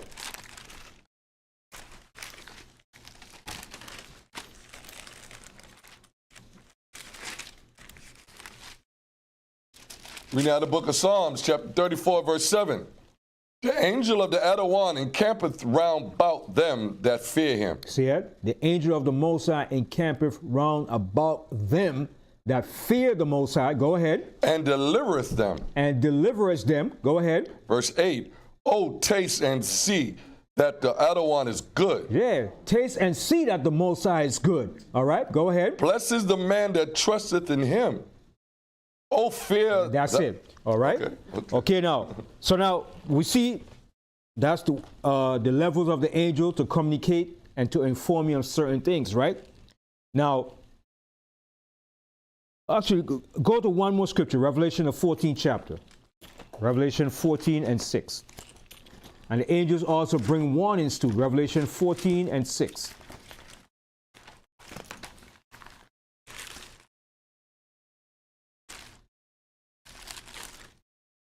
Read now the book of Revelations, chapter 14, and verse 6. And I saw another angel fly in the midst of heaven, having the everlasting gospel to preach unto them that dwell on the earth. All right, so this is the final warning that the angels is bringing to the earth. All right, go ahead. And to every nation and kindred and tongue and people, saying with a loud voice, fear the Most High, and give glory to him. For the hour of his judgment is come. See, for the hour of his judgment is come. The Most High judgment is coming in the earth. Go ahead. And worship him that made heaven and earth and the sea and the foundations of waters. Fountains. Such like. Fountain. And the foundations of water. Fountain. Fountains of water. Well, he made that too. Verse 8, and there followed another angel saying, Babylon is fallen. See, there's a final warning. He's saying Babylon is falling. And the angel said it, it's going to happen. You're saying, no, that's not going to happen. You want to take your bet against the angels? I stand with the angels and agree with them. All right, go ahead. Babylon is fallen, that great city, because she made all nations drink of the wine of the wrath of her fornication. Yeah, all the nations have drunk of the wrath of the fornication of Babylon. Okay, go ahead. And the third angel followed them, saying with a loud voice, if any man worship the beast and his image, and receive his mark in his forehead or in his hand. See, that's the question I was asking y'all. That's the final attempt he's going to bring. The mark of the beast. That chip. That is coming very soon. Okay? And the angels letting you know, if any man, read that verse again. The angels letting you know and warning the people in the earth. Read that verse again. Now to Revelations chapter 14 and verse 9. And the third angel followed them, saying with a loud voice, if any man worship the beast and his image and receive his mark in his forehead or in his hand. See, if you receive that mark in his forehead or in his hand, you take that RFID chip and have it implanted in you. Your future is sealed for death. Right. That's the mark that he's going to bring. Right. The mark is not something that's written that he's going to write. That mark is that sign of his kingdom. Right. Okay? Because what he's moving into is what you call AIG, artificial intelligence. Okay? Artificial intelligence to control the masses. All right? Go ahead. Verse 10, the same shall drink of the wine of the wrath of the Most High, So the angel saying, you're going to drink of the wine of the wrath of the Most High. Go ahead. which is poured out without mixture into the cup of his indignation. And he shall be tormented with fire and brimstone in the presence of the holy angels and in the presence of the Lamb. And the smoke of their torment ascend up forever and ever. And they have no rest day nor night who worship the beast and his image. Who worship the beast and his image. All right? And what is his image? His image is that new world order that he's bringing in. A satanic new world order.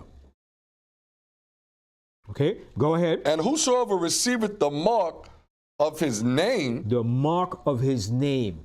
Okay? In that chip, he has his name, which is what? The 666 brand. Okay? And why is he going to use that RFID chip? What's the purpose of it? Straight to the point. You quote your criminal wrong. To identify those that belong. Right. Right. And also, too, because his plan is to do what? To get rid of what? The monetary system and bring in a digital currency system to keep track of everything and you. That's his initial plan. Yes. Right. He wants to be like the Most High, to see and know exactly what you're doing. His whole thing is control of the entire system and to control you. And those that he can't control, you have to be what? Eliminated. right? Eliminated. All right? Let me prove that real quick. Go to the Apocrypha. Real quick. 2nd Ezra, the 16th chapter.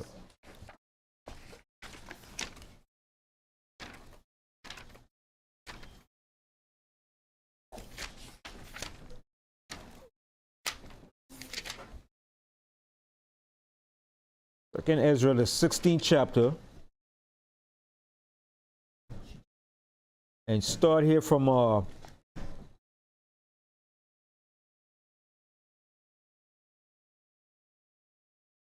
start from the 69th verse. 2nd Ezra 16 and 69. Read out of 2nd Ezra chapter 16, verse 69. And they that consent unto them shall be had in derision and in reproach and trodden under foot. For there shall be in every place and in the next cities a great insurrection upon those that fear the Most High. Right. So those that fear the Most High, those that not giving in to the system and the allegiance of the system, all right, you're going to be trouble because you're keeping the commandments of the Most High. All right, read that verse again. Verse 70. For there shall be in every place and in the next cities a great insurrection upon those that fear the Most High. They shall be like madmen, sparing none, but still spoiling and destroying those that fear the Most High. So why is he going to destroy those that fear the Most High? Because you're not following his allegiance. You're following the allegiance of the Most High. So those that fear the Most High, he's going to make an attempt to destroy those that fear the Most High. That's why it says, for the devil is coming upon you having great wrath, because he knows that his time is short, and he's going to target those that do what? Keep the commandments of the Most High. Yes. What you said, that Mark and everything, want to identify everybody. And because all of them that fear the Most High, where the Most High, he says in the Bible, says fear that. And when Psalm verse 4, I say all the time in prayers, we say, and I sought the Lord, he delivered my fears. So what's going on right now, I can't afford to be, I can't be afraid if I trust in him. So I'm going to say it's more. All right, continue. Verse 72, for they shall waste and take away their goods and cast them out of their houses. Go ahead. Then shall they be known who are my chosen, and they shall be tried as the gold in the fire. See, and that's what's going to happen. And they shall be tried as the gold in the fire. The elect of the Most High, those that's keeping the commandments. All right, continue. Hear, O ye my beloved, says the Adawan. Behold, the days of trouble are at hand, but I will deliver you from the same. But the Most High is going to deliver us from the same. All right, go ahead. Be ye not afraid, neither doubt. Don't doubt. All right, go ahead. For the Most High is your guide. The Most High is your guide. Go ahead. And the guide of them who keep my commandments. See, keep going back to the commandments. And the guide of them that keep my commandments. Go ahead. And precepts, saith the Most High Adawan. Let not your sins weigh you down, and let not your iniquities lift up themselves. All right. Okay, read 77. Woe be unto them that are bound with their sins. So if you bound with sins, what's going to happen? It's going to weigh you down. All right, go ahead. And covered with their iniquities, like a field is covered over with bushes, and the path thereof covered with thorns, that no man may travel through. All right. So that's it. So go over here, go back now. All right. Let's go to the book of Daniel 12 and 1. Daniel 12 and 1. So now these are the angels that bring deliverance now. Deliverance, protection, and salvation. All right. Daniel 12 and 1. We have the book of Daniel chapter 12 verse 1. And at that time shall Michael stand up, the great prince which standeth for the children of thy people. And there shall be a time of trouble. And that's the time we're going to be facing, a time of great trouble. Go ahead. Such as never was since there was a nation, even to the same time. And at that time thy people shall be delivered, every one that shall be found written in the book. All right. Now from there, go to Matthew 24. Matthew 24.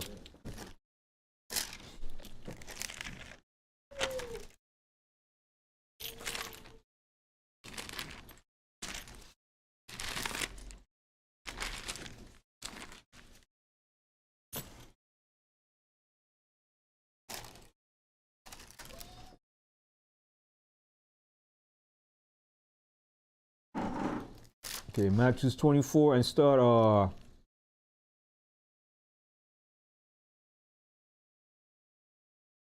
from 21. Matthew 24, 21. Read out the book of Matthew chapter 24 verse 21. For then shall be great tribulation, such as was not since the beginning of the world to this time, no, nor ever shall be. And except those days should be shortened, there should be no flesh to be saved. But for the elect's sake, those days shall be shortened. All right, now jump down here to 27. For as the lightning cometh out of the east, and shineth even unto the west, so shall also the coming of the Son of Man be. For whosoever the carcass is, there will be eagles be gathered together. Immediately after the tribulation of those days shall the sun be darkened, and the moon shall not give her light, and the stars shall fall from heaven, and the powers of the heavens shall be shaken. And then shall appear the sign of the Son of Man in heaven. And then shall all the tribes of the earth mourn, and they shall see the Son of Man coming in the clouds of heaven with power and great glory. And he shall send his angels with the... See, he's going to send his angels. Those are the angels of deliverance. All right? Go, and he shall do what? He shall send his angels. With a great sound of a trumpet, and they shall gather together his elect from the four winds, from one end of heaven to the other. And that's the function of those angels, to deliver Israel. All right? Now from there, go to Revelation 7. Revelation 7 and 1.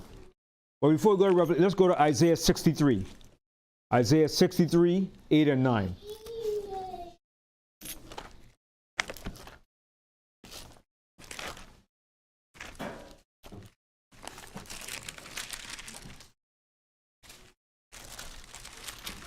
Read out the book of Isaiah, chapter 63, and verse 8. For he said, surely they are my people, children that will not lie. So he was their savior. In all their affliction, he was afflicted. And the angel of his presence saved them. In his love and in his pity, he redeemed them. And he bare them and carried them all the days of old. All right. Go to Revelation 7 and 1. We're going to wrap up the class very soon. All right. Read out the book of Revelations, chapter 7, and verse 1. And after these things, I saw four angels standing on the four corners of the earth, holding the four winds of the earth. All right. So the angels are holding back this great destruction for a set time until a certain event happened. Okay. So go ahead. That the wind should not blow on the earth. The wind is the destruction. All right. Go ahead. Nor on the sea, nor on any tree. And I saw another angel ascending from the east, having a seal of the living power. And he cried with a loud voice to the four angels to whom it was given to hurt the earth and the sea. See? And these angels were given orders to hurt the earth and the sea, to destroy it. All right? Now from there, go to loose step. Go to and let's show you how the angels protect us. Go and destroy our enemies. Go to Isaiah 37. Isaiah 37, and we're going to wrap it up from here. So these are the roles and the function of the angels. Isaiah 37, and start here from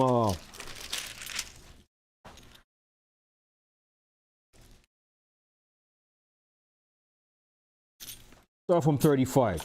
Isaiah 37 and the 35th verse. Read out the book of Isaiah, chapter 37 and 35. For I will defend this city to save it for mine own sake and for my servant David's sake. See what the Most High does things? For his own name's sake and for David, his servant's sake. All right, continue. Verse 36, then the angel of the other one went forth and smote in the camp of the Assyrians 185,000. And when they arose early in the morning, behold, they were all dead corpses. 185,000 dead Assyrian soldiers. That's a big army. Right? And that's what the angel did. Go ahead. Verse 37, so Sennacherib, king of Assyria, departed and went and returned and dwelt in Nineveh. And it came to pass, as he was worshiping in the house of Nisroch, his god, that Adramelech, and Sharezer, his son, smote him with the sword. And they escaped into the land of Armenia, and Esarhaddon. His son reigned in his stead. Everybody know where's Armenia, right? Everybody know where's Armenia? It's in Turkey. All right. Go to 2 Samuel. I want to show you something about David too. 2 Samuel, the 24th chapter.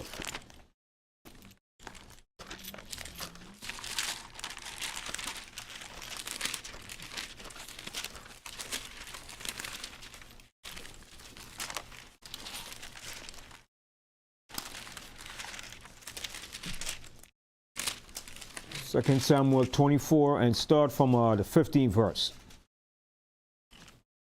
Read out the book of 2 Samuel, chapter 24, verse 15.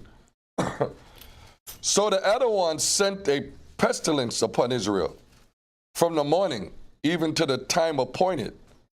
And there died of the people from Dan even to Beersheba 7,000 men. 70. Oh, so 70,000 men. 70,000 men. All right, go ahead. And when the angel stretched out his hand upon Jerusalem to destroy it, the Adawan repented of him of the evil and said to the angel that destroyed the people, it is enough. Stay now thine hand. And the angel of the Adawan was by the threshing place of Araunah, the Jebusite. And David spake unto the Adawan when he saw the angel that smote the people, and said, Lo, I have sinned, and I have done wickedly. But these sheep, what have they done? Let thy hand, I pray thee, be against me and against my father's house. All right, so you see how the angel kingdom and smote Israel because of what David did. All right, so from there, let's go to Revelation, the 16th chapter. Revelation 16 and 1.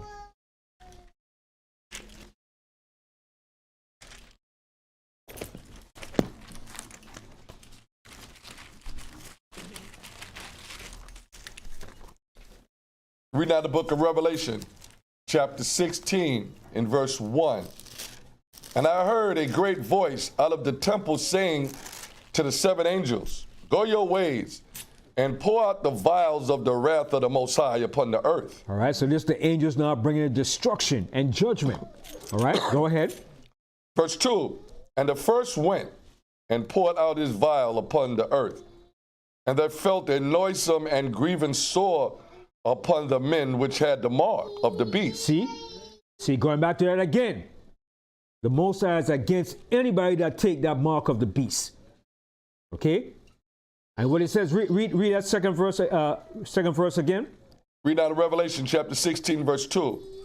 And the first went and poured out his vial upon the earth, and there felt a noisome and grievous sore upon the men which had the mark of the beast, and upon them which worship the beast, his image. Mm-hmm.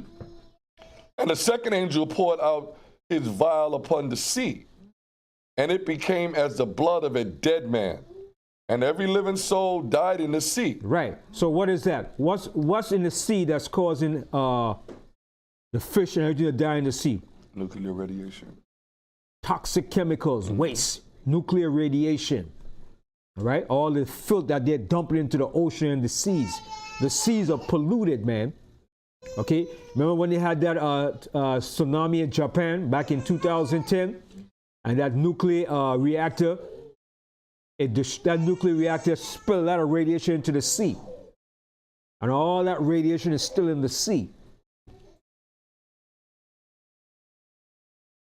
No, that's before it was in Japan in 2010. Yeah. There was a tsunami in 2010, and that tsunami rocked and destroyed the nuclear reactors. Fukushima. Right? And all that radiation went into the sea. And they kept that thing kind of hush-hush. All right? Continue. And the third angel poured out his vial upon the rivers and fountains of water, and they became blood. Mm-hmm. And I heard the angel of the waters say, Thou art righteous, O Adawan. So there's an angel over the waters, okay, that's causing that to happen too. That's bringing forth that destruction. Continue. Which art and was and shall be, because thou hast judged thus. For they have shed the blood of saints and prophets, and thou hast given them blood to drink. And that's what the Most High is doing, just like in Egypt. Why did the Most High turn the rivers in Egypt blood? Because the Egyptians were killing us and throwing our young ones into the river. So the Most High said, oh yeah, I'm going to make mockery of you. I'm going to give you blood to drink. And since your river is your God, I'm going to defile your God. And the Most High turned the river to blood. because they killed and threw the young men, the young babies into the river. And the crocodiles ate them. All right? They just were a bunch of devils too. And even bringing it up to date, they was doing that in Florida. In Florida too. With our babies. With alligator babies. Yeah. Gator babies. All right? So all the dirt that they did to us, the Most High is doing it back to them. He's going to give them blood to drink now for what they did to us. Okay? And a lot of lands and highways that you see in this country were highways that belong to black people, and they killed a lot of black people and dumped them in those areas, man. And one area, they killed a lot of black people, a lot of us, and they built a big river over it. Even the reservoir, Central Park. There's certain reservoirs in Central Park too. This devil did a lot of dirt to us, man, that we don't know about, man. And that's why when the Most High bring the destruction upon this place, anybody that's talking, why? You're going to be put to death too. Right. Let the Most High do his job. That's right. Talking about why God's going to destroy this country. You don't know. So be quiet. Okay? The dirt they did to us, man, from the time we were brought here up until this day, they have to pay for all of that, man. That's right. They're not going unpunished. All right? Go ahead. For they are worthy. And I heard another out of the altar say, even so, Adawan, power almighty, true and righteous are thy judgments. And the fourth angel poured out his vial upon the sun. See? And the angels poured out his wrath upon the sun. And power was given unto him to scorch men with fire. Yeah. So they're dying of what? Melanoma, skin cancer. All right? They burn up in that sun. Okay, go ahead. And men were scorched with great heat and blasphemed the name of Yahweh, which hath power over these plagues. See, who have power over these plagues? The Most High and the angels. Okay, go ahead. And they repented not to give him glory. And the fifth angel poured out his vial upon the seat of the beast. All right, and you know where's the seat of the beast, right? We're living in the seat of the beast. All right, go ahead. And his kingdom was full of darkness. Yeah, his kingdom is full of darkness right now. Go ahead. And they gnawed their tongues for pain and blasphemed the power of heaven because of their pains and their sores, and repented not of their deeds. And the sixth angel poured out his vial upon the great river Euphrates. That's happening right now. That's happening right now. The Euphrates River is dry. It's about not too far from being completely dry. Right. But it's there. Right. Okay, just like back in the summer, you see all the rivers in the Danube. The river in China was being dried up. Even the Mississippi River being dried up. Lake Mead. Right? All these rivers being dried because that's the angels pouring out the vial of the Most High's wrath. And when that Euphrates is finally dried up completely, then you're going to see what's come to pass. Then you're going to see those troops marching over the Euphrates, coming from Russia and China for this great war. Valley of Jehoshaphat. In the Valley of Jehoshaphat. We're not too far off from that. We're not too far. With this escalation in Ukraine, it's going to build up to that. Okay? With the United States giving Ukraine M1 tanks, and the Germans giving the new Leopard tanks, it's going to escalate this war. Okay? It's not going to decrease. It's going to be a build up. And Putin already said, if the Western world think they could continue with this, he said Berlin will turn into a radioactive dust cloud. That's big talk.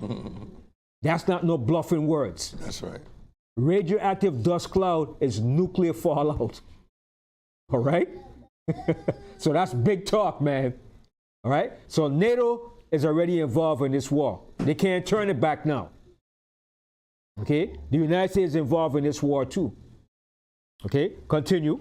And the sixth angel poured out his vial upon the great river Euphrates, and the water thereof was dried up, that the way of the kings of the east might be prepared. Right. Russia and China. Those are the kings of the east. The way of those kings is going to be prepared for this battle. Let me read that again, Ben. And that's why you can't, that's why Moab China can't be Moab. China can't be Moab. All right? Because they're the kings of the east. That's China, that great military. The Most High said Moab will be a feeble and weak nation. Moab wasn't going to be a powerful nation like China. China is a powerful nation. Okay, read again, LeBron. Read now to Revelation chapter 16, verse 12. And the sixth angel poured out his vial upon the great river Euphrates, and the water thereof was dried up, that the way of the kings of the east might be prepared. And it's being prepared. Russia and China are working together. They're partners. That's Gog and Magog. That's right. All right, go ahead. Verse 13, and I saw three unclean spirits like frogs come out of the mouth of the dragon, and out of the mouth of the beast, and out of the mouth of the false prophet. Who's the false prophet? Anybody know who's the false prophet? Let's go back. Look. It says, and I saw three unclean spirits like frogs come out of the mouth of the dragon. Who's the dragon? Satan. Satan. All right. And out of the mouth of the beast. Who's the beast? Along with the Antichrist. All right. And out of the mouth of the false prophet. Who's the false prophet? Pope. The popes. Pope. The Vatican. Yeah, same thing here. All right. That entire Roman Catholic Church. That's right. And all the religions that follow under the Pope. All right?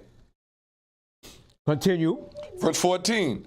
For they are the spirits of devils, working miracles, which go forth unto the kings of the earth and of the whole world, to gather them to the battle of that great day, the Most High Almighty. And that day is coming up very soon. We're not too far from that day. All right? Continue. Verse 15, behold, I come as a thief. Blessed he that watches and keepeth his garments. What is your garments?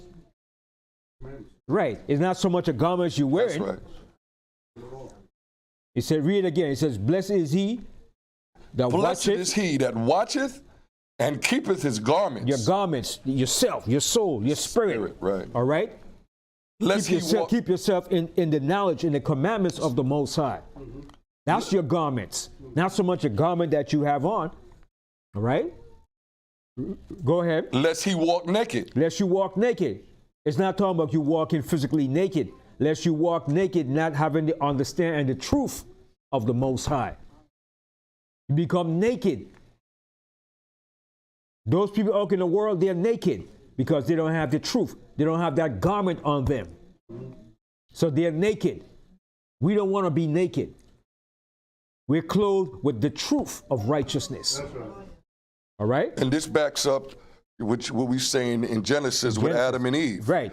This is how they was naked. Right. In this last precept, it said, and they see his shame. Right. Their shame was The shame known. was manifested. Right. Adam and Eve became ashamed because the Most High exposed them. They were exposed for what they did. That's right. So they became naked. That's right. Because all they knew was righteousness. They were innocent until they became guilty and aware of the sin that they committed. So they became ashamed and they became naked, exposed to their surroundings. That's right. All right? That's how they became naked and ashamed. Their surroundings, the Most High exposed them for what they did. Then they try to hide their sin. All right? Hold that real quick. Let me show you. Let's open up a can. Yeah, open a can of worms. Open up a can. Let's go to the book of Job. The book of Job.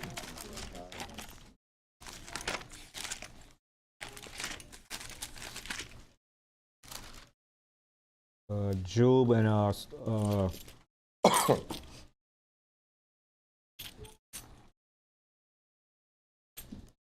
one second. Yeah.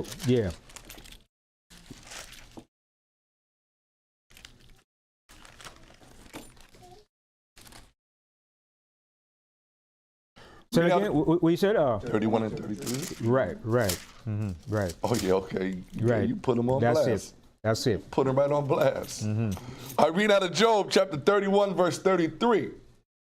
if I covered my transgression as Adam See, as I covered my transgressions as Adam, go ahead. by hiding my iniquity in my bosom, See, by trying to hide his sins, by trying to cover it up, like conceal it from the Most High. He tried to hide what he did.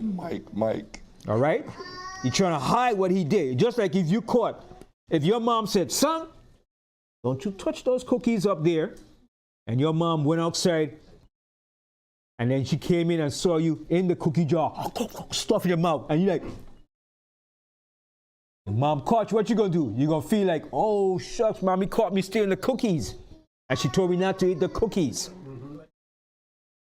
So now you're exposed, you're shamed. Right.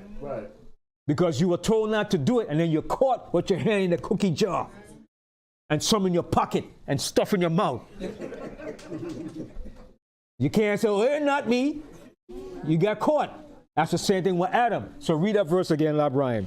Read out of Job chapter 31, verse 33.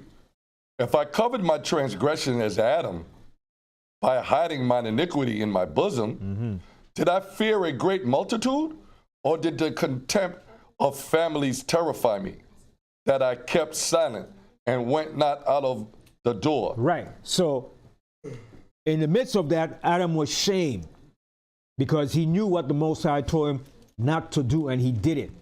And he was exposed. All right? And then his wife was there too, so he looked more like a sucker. Whoa. Because your wife's going to look at you and say, damn, you knew and you did the same thing? You know your wife's going to look at you in a funny way. You look at you like side eye? You're like, damn, you got us in trouble. So then he passed the buck. No, it's a woman. Yeah. It's the woman you gave me. It's the woman you gave me. Now he's passing the buck. Then she said, no, it's a serpent. Everybody passing the buck now because they're exposed. All right? So that's what it meant by that. So let's go back to Revelation, all right? Yeah. All right, and I'm going to close out the class after this. Revelation, the 16th chapter. 16.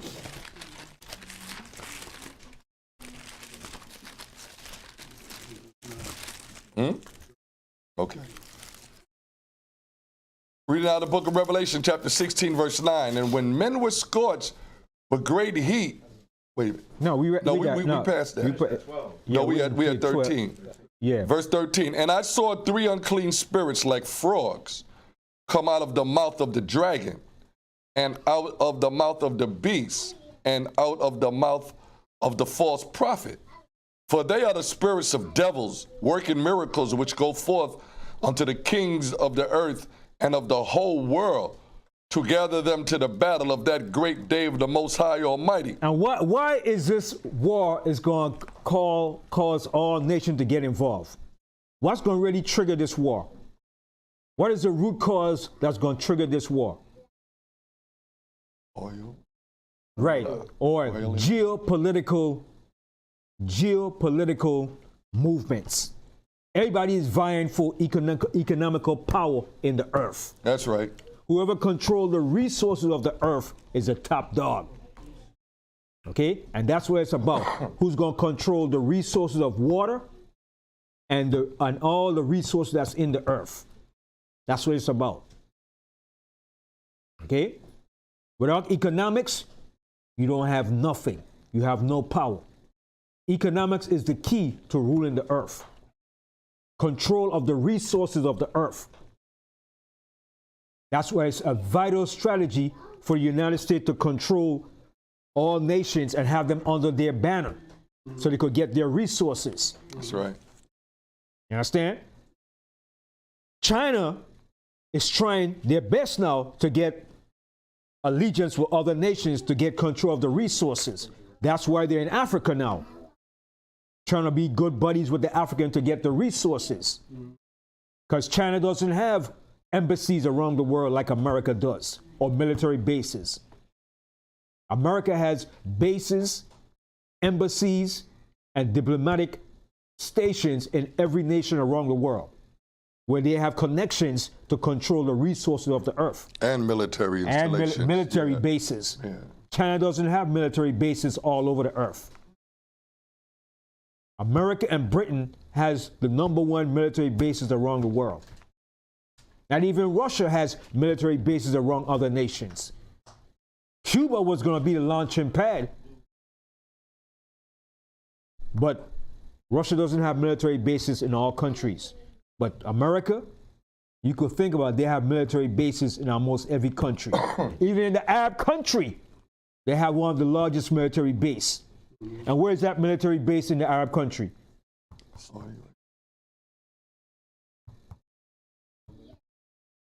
It's in Riyadh, over in Riyadh, over in Saudi Arabia, and in Qatar, over in Qatar. All right? They have military base over there. Okay? They have a military base where? Where else? In Japan, South Korea, in the Philippines. All right?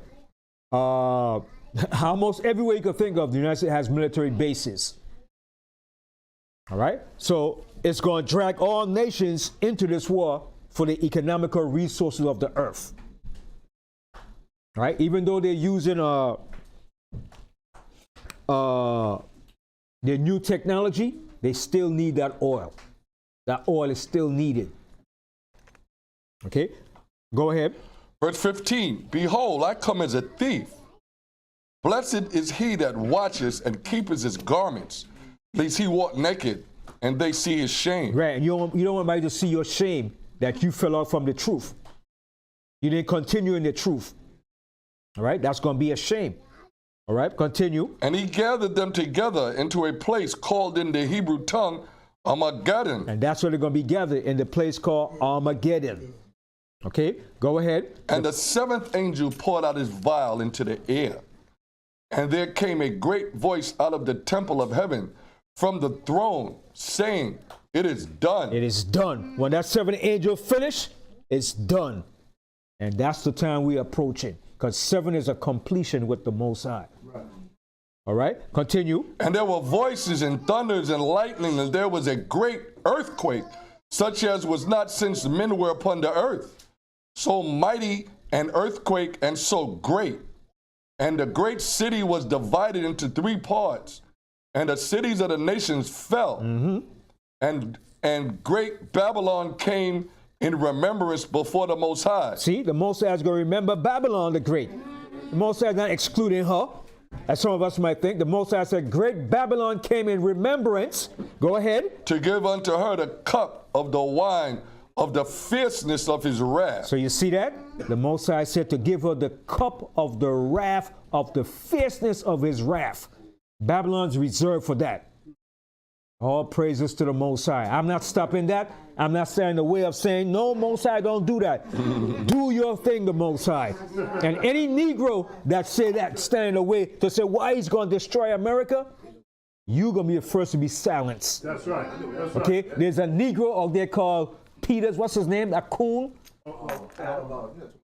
No, this guy, Uncle Tom. Some Peters. His name is some Peters. I saw him was agreeing with